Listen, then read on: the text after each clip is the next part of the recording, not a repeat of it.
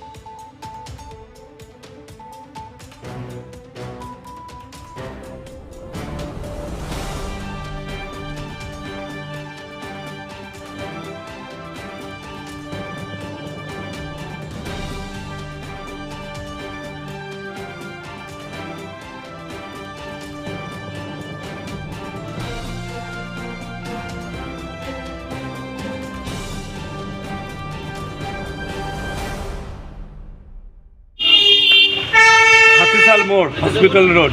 হাতিশাল মোড়, হাতিশাল মোড়, hospital road. এখানে তপন কুমার জানা। টিকে জানার বাড়িতে এরকম একটা দুর্ঘটনা ঘটে গেছে। আমি সকালবেলা ঘুম থেকে উঠে দোকান খুলতে আসার সময় আমি শুনলাম যে এরকম ব্যাপার, কিডনি পাচার না কিছু হয়েছে।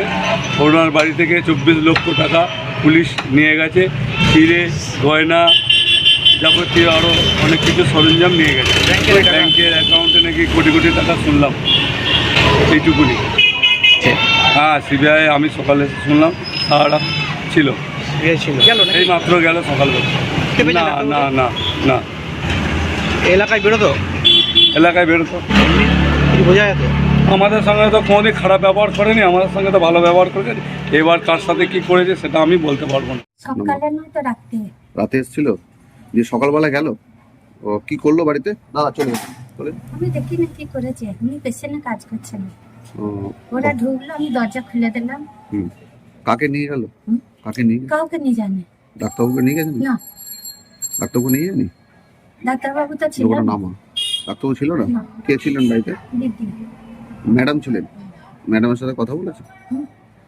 ও, কি কি বিষয় কিছু জানলো? গোটা ঘর কি না না না, আমি দেখি না, আমি যাইনি, আমি পেশেন্টের ঘরে ছিলাম। গোটা ঘর কি তো তারা খুঁজলো? তাও দেখি না, আমি পেশেন্ট, ওরা ঢুকে গেল, আমি দরজা বন্ধ করে দিলাম। আমাদের ঘর আলাদা। পুলিশ ছিল নাকি? হ্যাঁ? পুলিশ ছিল? একজন একজন পুলিশ ছিল, আর একটা মহিলা। মহিলা ছিল। ও, কি বলছিল তারা? কিছুই বলে না, বলেন? শুধু বললো যে ডাক্তারবাবু আছে, আমার নাম নেই। দিয়ে তারপর 8:30 ধরে ছিল ভিতরে? হুম। দিয়ে তারপর ও তো সকালে বেরিয়ে গেল। সকালে 8:30 কি করলো তারা? বলছি দেখি না, হ্যাঁ, আমি জানি না, আমি তো পেশেন্টে কাজ করছি। সিবিআই বললো নাকি? হ্যাঁ? কি সিবিআই? কি শুনলেন? আমি এমনি কিছু শুনি না, আমি ওরা ঢুকে গেল, আমি গেটটা খুলে দিলাম। কারা এসেছিল? সিবিআই বলছে? একজন পুলিশ এসেছিল, আর কে এসেছিল আমি ওকে চিনি। আচ্ছা আচ্ছা, মানে কি সিবিআই? সিবিআই না কি আমি তাও জানি না। আপনাদের কেন এসেছিল কি জানতে পারেন? কেন জামা পরে এসেছিল সব। কেন বা কি কি না, গোটা ঘরে কি কেউ খোঁজাখুঁজি করলো? দাদা আমি তাও জানি না। আমি তোমার ওই সকালে একটু পরে 9টায় বেরিয়ে যাই, আবার সন্ধ্যে 6টায় আসি। এবার আমি ঠিক কি আছে, করে আমিও জানবো কার পড়বো, ঘরে কি পড়ার তুমি। হচ্ছে? আচ্ছা, দিয়ে তারপর? হ্যাঁ? তারপর আর আমার লোগোটা কি ফেসবুক ব্লক করছো কেন? তারপর তো চলে গেল, আজ তো আমি কিছু জানি না। আচ্ছা, কতক্ষণ ছিল তারা? ছিল এই তো প্রায় নামো। মোটামুটি 7টা একটু বেশি ছিল। ওরা বেরিয়ে গেল, আর ওই দাদা দুটো এলো। কোন দাদা দুটো? ওই যে কতজন ছিল? কটা করে? কতজন ছিল অফিসার?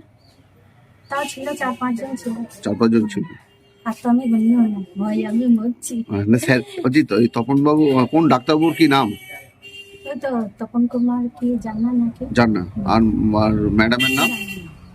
কোন ডাক্তার এনি? কি কি কি আমি তাও জানি না দাদা, আমরা পেটে দেয়। এখানে কি পেশেন্ট দেখেন? হ্যাঁ। ও, মানে হঠাৎ করে কালকে রাতে ঢোকেন, কাল রাত থেকে সকাল অবধি ছিল, যে পুলিশের আধিকারিকরা ছিল তাদের সঙ্গে নাকি? ও মানে বাড়িতে কি ঘরগুলো খুঁজছিল? আমি গিয়ে দেখাছি। তোর বলুন, কি নাম আপনার বললেন? আমার নাম শিখা মাঝি। ঠিক আছে।